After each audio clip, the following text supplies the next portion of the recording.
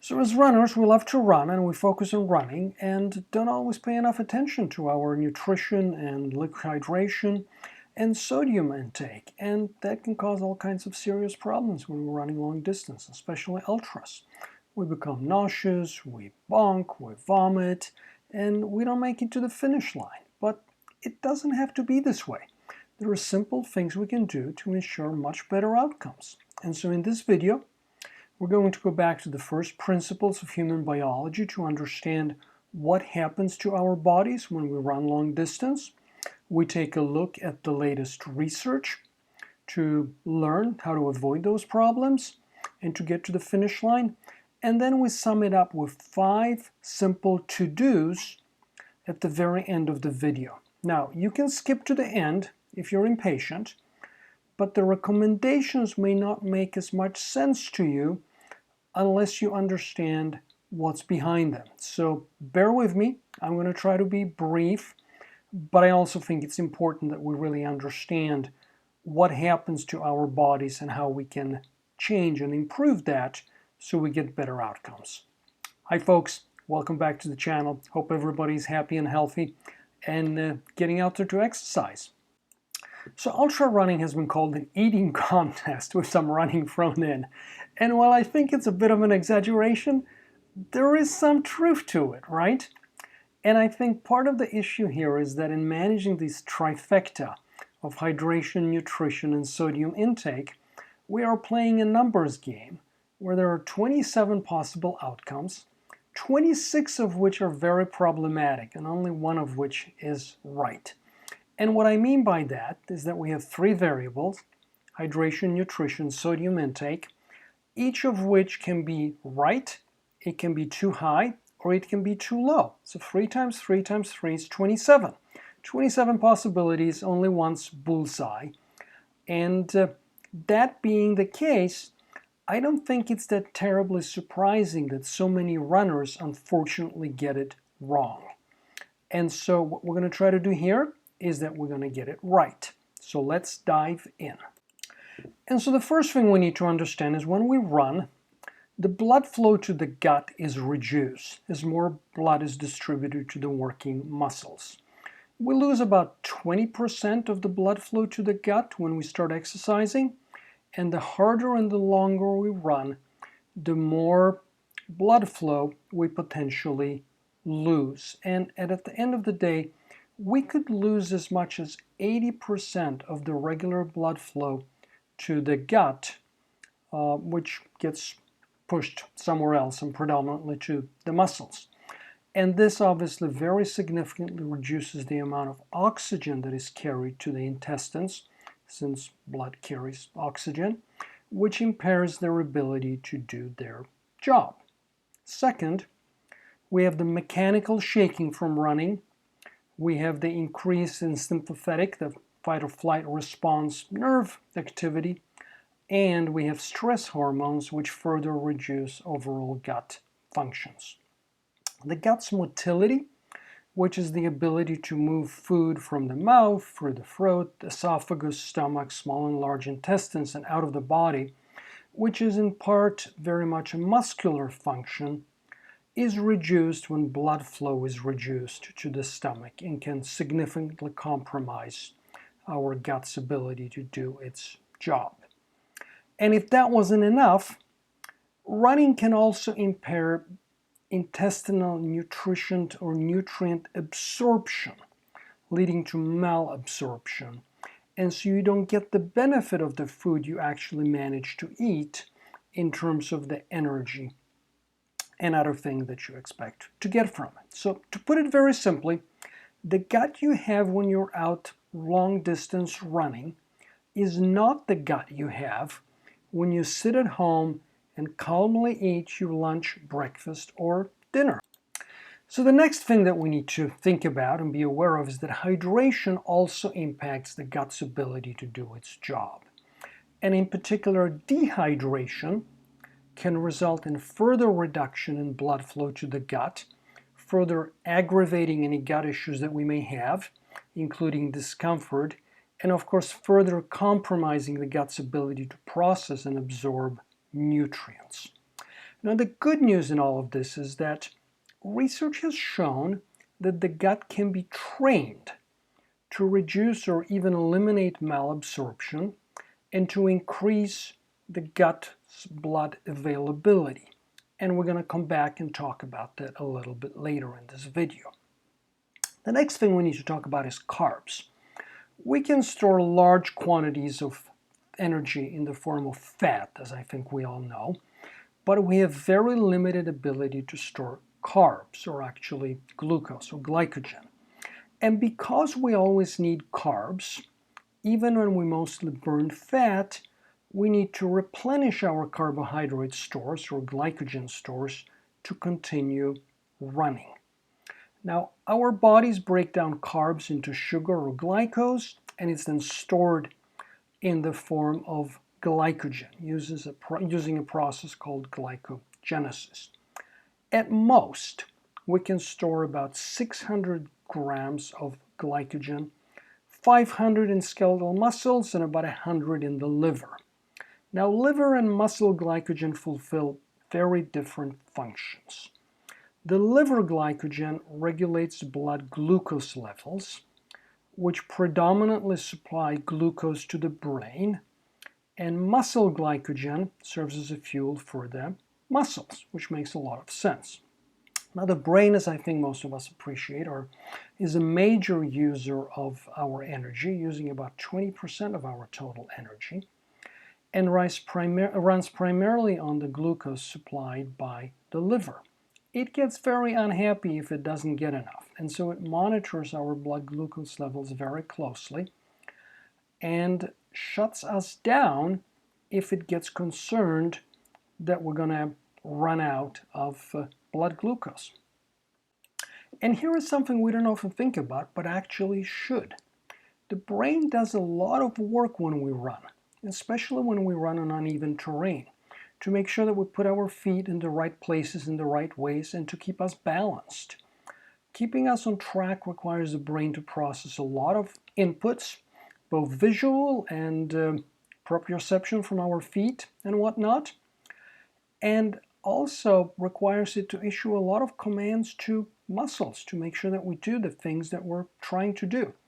That's a lot of work, which requires a lot of glucose, which has to be supplied through the carb consumption that we undertake. So the 600 gram of stored glycogen can fuel at most about 2 hours worth of exercise, depending a little bit on our size and intensity, of course. And after that, we bonk, our brains get foggy, and that's sort of when we can't really continue to go on anymore, right? And to make matters worse, if we don't fuel carbs to a sufficient degree, our bodies start to break down muscles to use as fuel, causing muscle damage. The technical term for that is exercise-induced muscle damage. And in the extreme, that can find its way to the bloodstream and cause toxicity as a byproduct of the muscle breakdown. So once again, nothing good happens to us if we run long distance and don't replenish our glycogen stores by eating carbs. And so the current carb intake recommendations are about 90 grams per hour for exercise longer than about 2.5 hours. Or more specifically, about 0.8 to 1 gram per kilogram of body weight per hour, which is significantly more than most long-distance runners manage to consume, which probably goes a long way to explaining why so many people run into problems, either because they don't have the energy and they bonk, or because they get gastrointestinal issues and they start feeling sick.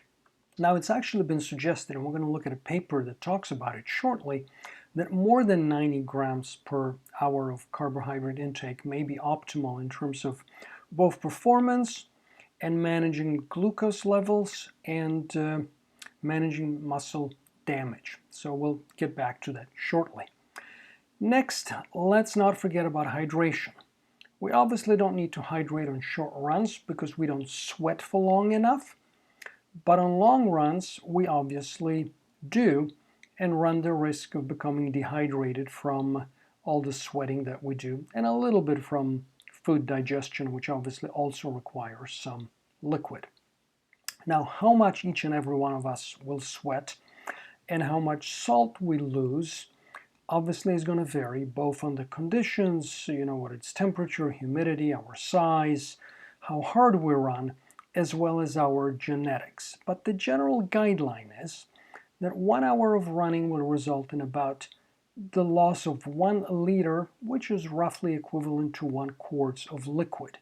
And so that is how much we have to replace, 1 liter per hour.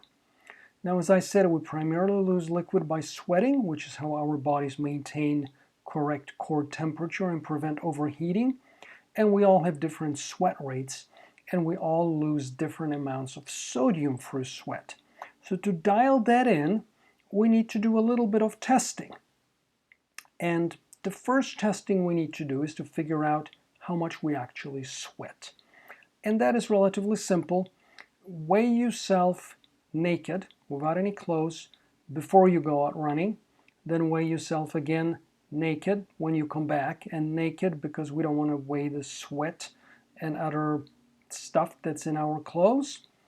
And 1 liter of water equals the loss of 1 kilogram in weight. So 1 kilogram of weight lost equals 1 liter of liquid lost, and 1 kilogram is about 2.2 pounds. So easy to do. You obviously want to try doing it under different weather conditions and different running paces, but nonetheless that should give you a rough, or actually pretty good sense of how much liquid you're losing through sweat. Sodium loss due to sweating is measured in milligrams per liter of sweat, and it can vary very significantly between individuals, anywhere from 200 milligrams per liter of sweat to more than 2,000 milligrams per liter of sweat. It is determined by genetic factors and doesn't change over time. Now, to measure it, you need some instrumentation, so you can't really do it at home. You will either go to a testing lab that can do it for you, or there are services that will send you a testing kit that you will swab yourself with and then send it back to them, and they will give you the results. But in either event, the good news here is that you only need to do it once. It will obviously cost you a few dollars, but it's a good thing to do to really be able to dial in how much sodium you are losing through sweat. And so now with the basics out of the way, let's talk about 3 very interesting research studies that have explored different aspects of what we've been talking about. The first one deals with nutrition, and the title is Effects of 120 versus 60 and 90 grams per hour carbohydrate intake during a trail marathon on neuromuscular function and high-intensity run capacity recovery. Yes, I understand it's a mouthful. But we also know, I think, that ultra runners never consume as much energy as we actually use up during our runs. And that's being the case, it sort of makes sense to raise the issue. Maybe we need to consume more carbs than is normally assumed. And so what this study did is that they randomly assigned runners to these 3 different cohorts, and during this ultra marathon they consumed either 60 or 90 or 120 grams of carbs per hour. And then they undertook a variety of different measurements. They undertook measurements before the ultra run, and they undertook measurements after the run. And what they were trying to determine was to what extent different levels of carb consumption would impact the recovery as well as the performance. And the result of this study is that more carbs is better. The 120 gram per hour group experienced less muscle fatigue and quicker long-term recovery.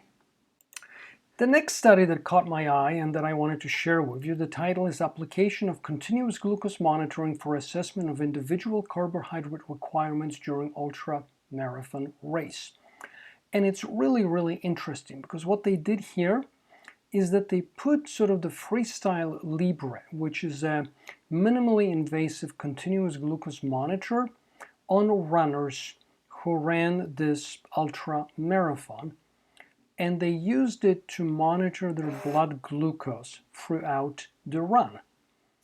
And the conclusion of the study includes, among others, that avoiding low glucose levels, which are of course the result of eating too little carbs while running, is a good thing to do. The runners in their study who consumed less than 0.8 grams of carbs per kilogram of weight per hour run slower than the other runners due to low blood glucose. And in particular, what I think is really interesting about this study is that having very low blood glucose levels will cause you to bonk. And so if you can monitor for that, and clearly a continuous glucose monitor will help you do that, then presumably you should be able to avoid those low lows in terms of blood glucose and be alerted to when you need to eat. And so I think it's a really, really innovative way of using glucose monitoring that we haven't really done in running, at least not extensively. And so certainly something that we're going to come back to and something that is worth trying. And the third study, the title of which is a randomized crossover trial assessing effects of beverage sodium concentration on plasma sodium concentration and plasma volume during prolonged exercise in the heat.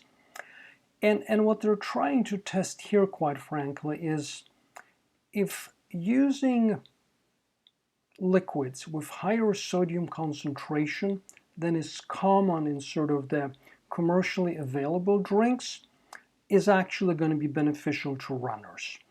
And so they used a specially made drink, I guess, with a sodium concentration of 60 millimole per liter, which is significantly higher than the commercial drinks, which have about 21 millimole per liter of sodium. And they were trying to determine if that would make a difference. And the answer is that it does. At least for the runners in that trial, consuming more sodium was better, which once again goes back to the issue of it may be worthwhile to test your sweat to see how much you're actually sweating and therefore how much sodium you need to supplement with throughout the run. So now that we've talked about the biology, we've looked at some research, where does that leave us and what can we do to increase our chances of successfully finishing long runs and not bonking and not vomiting and not getting brain fog and GI issues and all of those things? Well, as I promised you at the very beginning, there are 5 things that I think are essential, and so let's get to them now. First, train your gut to digest foods and liquids and sodium when running. And this is something we all need to do during our training runs. And as part of that, we also need to figure out which foods work for us better than others, so that we have a menu of foods that we can bring with us and a menu of foods that we can eat at aid stations, and so we know to stick to those foods. Don't eat foods during races that you haven't tried during your training. Second, start your long runs, whether it's training or races, with the trifecta of nutrition, hydration, and sodium in balance. If you start out of balance, you will never catch up, and your imbalances will only get worse, and they will cause you all kinds of issues and discomforts. Third, do the testing. Hydration, test how much you sweat under different conditions by once again weighing yourself naked both before and at the end of the run to calculate your liquid loss. And for sodium, use one of the commercial services to have them tell you how much sodium you lose per each liter of sweat and therefore how much you have to supplement with. Fourth, we know that runners don't eat enough during races, which causes all kinds of issues. So we need to make sure that we consume at least 0.8 to 1 gram of carbs per kilogram of body weight per hour of racing or running, and potentially experiment with a little bit more, harking back to the 120 gram per hour study, which achieved pretty good results. And fifth, consider using a minimally invasive continuous glucose monitor, such as the Freestyle Libre or the Dexcom G7, to monitor your blood glucose level both during training and racing. And quite frankly, you could monitor it 24/7 if you want to. There's nothing bad that's going to come of that. But particular for training and racing, it should enable us to maintain a more steady blood glucose levels and avoid sort of the lows that cause us to experience issues and bonk. So those were the 5, and now I want to hear from you. Have you tried any of these 5 things, and how have they worked out for you? Let us know in the comments below. And with that, thank you for watching, be well, and we'll talk to you soon. Take good care. Bye-bye.